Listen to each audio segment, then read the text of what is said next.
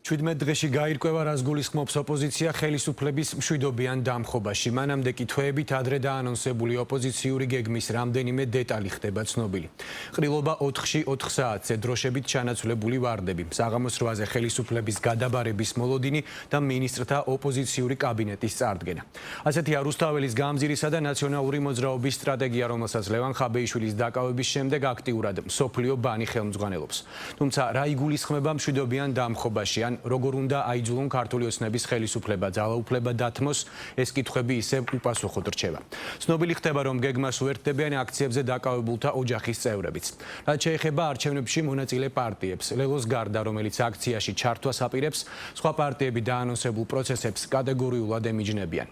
თამარ ციკლაური არკვევდა, რისთვის ემზადება ოპოზიცია და როგორია მმართველი გუნდის რეაქცია ოპონენტების გეგმებზე. თამარ, საღამო მშვიდობისა. საღამო მშვიდობისა. რაც შეეხება კონკრეტულ გეგმას, თუ როგორ აპირებენ მშვიდობიანი დამხობისა და რევოლუციის ავტორები და თანაავტორები 4 ოქტომბერს აი ამ პროცესებს და საკუთარი მიზნების მიღწევას, ამ გეგმაზე პასუხები შეგვიძლია ვთქვათ, რომ ფაქტობრივად ამ გეგმის მიმართულებით ყოველ შემთხვევაში საჯარო არ არის, ვინაიდან როგორც ამბობენ, კონკრეტულ გეგმაზე საუბარს ისინი ჯერჯერობით არ აპირებენ, ამბობენ, რომ მთავარი არის ის, რომ მიზანი, რომელიც მათ აქვთ, იქნება შესრულებული. ეს მიზანი კი არის ხელისუფლების ცვლილება 4 ოქტომბერს მშვიდობიანი დამხობითა და რევოლუციით და რომ ამბობენ იმასაც, რომ ამ მიზანს მიაღწევენ იმ ადამიანებთან ერთად, რომლებიც 4 ოქტომბერს მათთან ერთად იქნებიან რუსთაველის გამზირზე. კონკრეტულად რა ნაბიჯებს გადადგამენ ამ მიმართულებით, როგორ ესახებათ ეს პროცესი თავად მშვიდობიანი დამხობისა და რევოლუციის, როგორც უკვე გითხარით, დეტალებზე ისინი არ საუბრობენ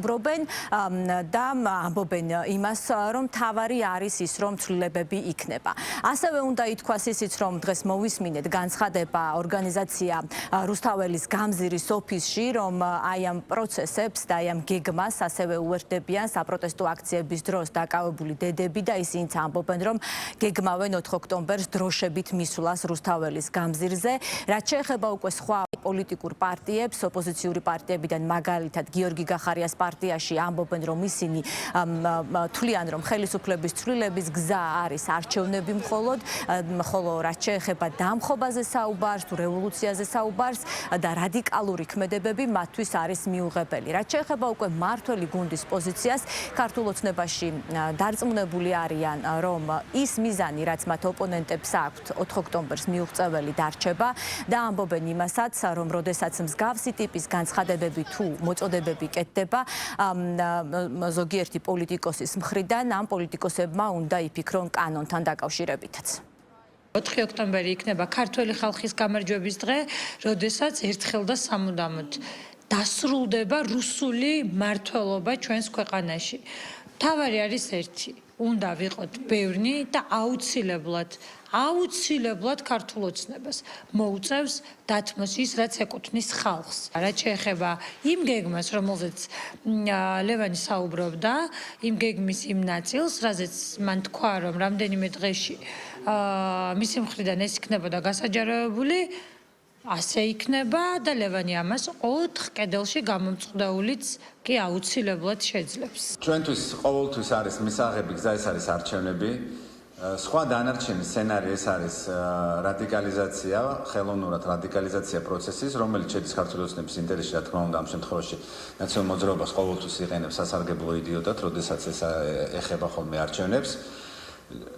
არჩევნები არის ერთადერთი ყველაზე სწორი პროცესი ამ შემთხვევაში. მშვიდობიანი დამხობა, რაღაცა რევოლუცია და თუ სხვადასხვა ესეთი არასერიოზული განცხადებები ემსახურება მხოლოდ ქართული ოცნების ინტერესებს. ამიტომ შესაბამისად ჩვენ იქ არ ვიქნებით. 4 ოქტომბერს იქნება არჩევნები.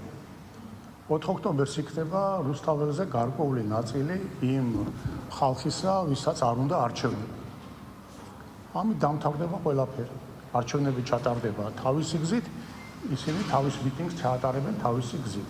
დაარღვევენ კანონს, კანონი შესაბამის პასუხს გასცემს.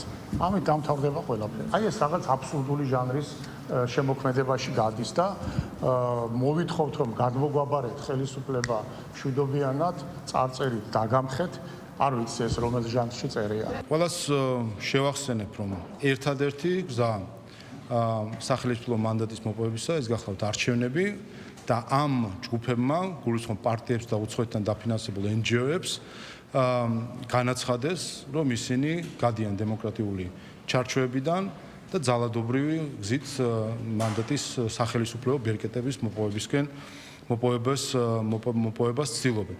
ზუსტად ეს არის გაცხადება დამხობასთან დაკავშირებული და სხვა არაფერი. შესაბამისად, ყველა ვინც ამაში მონაწილეობს, ყველა ვინც ამ ეგრეთ წოდებულ დამხობის ტერმინს აკნინებს, ან მხარს უჭერს, ან სალონურად ხდის იმით, რომ ხვდება მათ და დიპლომატიურ თუ პოლიტიკურ შეხვედრებს აორგანიზებს, ყველა ახალისებს ძალადობრივ პროცესებს. ეს არის ის საშიში გზა, რომელსაც დღეს ადგას უცხოეთიდან კარნახით რამდენიმე პარტია და NGO. ეს არის ის გზა, რომელიც პირდაპირ მიდის მაიდნისკენ. ადამიანის სისხლის და არეულობის მოწყობაზე და თქვენ გახსოვთ, რომ მაიდანი ძალიან შემოგვაჩვიეს ბოლო პერიოდში თუ წინა პერიოდში, მათ შორის გახსოვთ შვედეთის ხელისუფლების წარმომადგენელი, როგორ მოუწოდებდა დეკემბერში შარშან მაიდნისკენ ოპოზიციას. ასე რომ ამ პროცესებს ზუსტად ასე უნდა შეხედოს ჩვენმა საზოგადოებამ, რომ დღეს რამდენიმე პოლიტიკური დაჯგუფება და უცხოეთთან დაფინანსებული NGO ცდილობს რომ საქართველოში დაატრიალოს 90-იანი წლები. შეაჩვიეს ენა ჩვენს სახელმწიფოს, არავის არ მოიცემთ ამის საშუალებას, როგორც ვახსენე, კორუფციასთან დაკავშირებით ორგანიზებულ დანაშაულზე, ნარკოტიკულ დანაშაულზე, პოლიტიკურად მოტივირებულ დანაშაულთან მიმართებითაც. ჩვენ გვაქვს ბევრად მეტი შესაძლებლობა დღეს, რომ კანონი ავამოქმედოთ მთელი სიმკაცრით. აქედან გამომდინარე, ყველას მოუწოდებ, რომ მაქსიმალურად აკონტროლონ საკუთარი რიტორიკა, ემანდ, როგორც სიტყვიან ჟარგონზე, არ აღმოჩნდნენ იქ, სადაც ვიღაცები უკვე აღმოჩნდნენ, იმიტომ რომ სახელმწიფოს ინტერესები უნდა იყოს ბოლომდე დაცული. კანონი არ შეიძლება ასე მარტივად დაარღვიოს ადამიანმა, სადაც დავინახავთ კანონის დარღვევას, მათ შორის რიტორიკის დონეზე, ყველგან გვექნება შესაბამისი რეაგირება. თუ ვინმეს იმედი აქვს, რომ პროვოკაციებით და სისხლისამართლებრივი დანაშაულების ჩადენით შეიძლება ფონს გავიდნენ, რა თქმა უნდა, არავინ არ მისცემს არავის ამის საშუალებას. მთელი ამ წლების განმავლობაში უამრავი ასეთი იდეა იხარშებოდა რადიკალურ ოპოზიციაში. თუმცა ყოველ ჯერზე სამართალდამცავი უწყებები იდგნენ მოწოდების სიმაღლეს და არავის არ აძლევდნენ ასეთი პროვოკაციების განხორციელების საშუალებას. დღეს ჩვენი ძალოვანი სტრუქტურები კიდევ უფრო მეტად გაძლიერებულია, არის ერთმოშტად შეკრული. შესაბამისად, ვინმეს ასეთი იდეები თუ აქვს, რა თქმა უნდა, ამ იდეებს არ უწერია განხორციელება.